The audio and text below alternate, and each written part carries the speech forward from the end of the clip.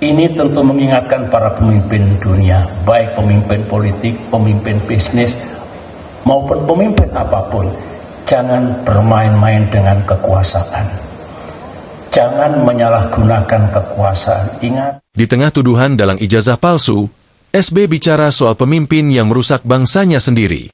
Mantan Presiden Susilo Bambang Yudhoyono, SB, sedang didera tuduhan tidak dengan terang-terangan soal dalang isu ijazah palsu mantan Presiden Jokowi. Meski demikian, SB belum menanggapinya.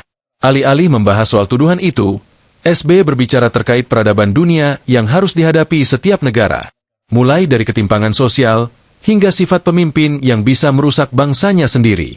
Hal ini diutarakan SB dalam pidato peradaban World Disorder and the Future of Our Civilization di Menara Bank Mega, Jakarta Selatan, Rabu, 30 Juli 2025. Turut hadir Chairman Citicorp Hairul Tanjung, Ketua Dewan Institut Peradaban Jimli Asidiki, hingga Ketua Umum Institut Peradaban Dipo Alam.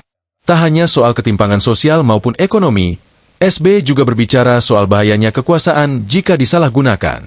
Apalagi, katanya, peperangan yang kini sedang gencar akan berbahaya jika pemimpin dunia ini tak menurunkan egonya. Dalam pidatonya, SB mengutip pernyataan sejumlah penulis hingga sejarawan di berbagai belahan dunia.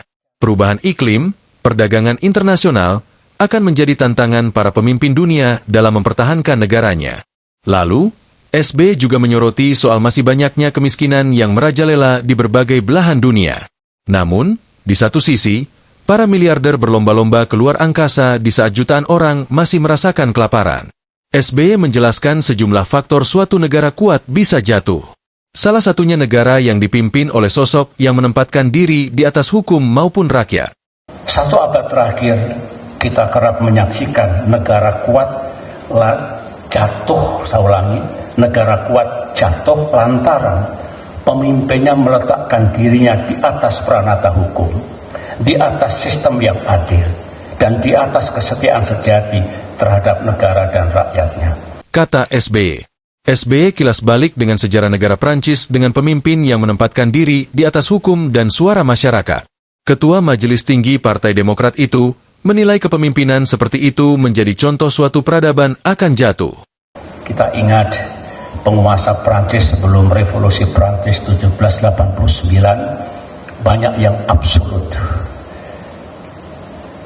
Louis XIV, Louis XVI, bahkan dikatakan l'état c'est moi, negara adalah saya, hukum adalah saya, konstitusi adalah saya, keadilan adalah saya, suara rakyat adalah saya. Jangan-jangan mengatakan Tuhan adalah saya. Ini yang sejarah melakukan koreksi terus-menerus dan terjadi di banyak belahan bumi. Katanya, pandangan-pandangan ini mendapat konfirmasi dalam analisis modern. Jared Diamond dalam Collapse, bukunya, pemikirannya berjudul Collapse, memetakan 5 faktor utama keruntuhan peradaban masa lalu, yaitu, mari kita camkan baik-baik, yang membuat peradaban jatuh.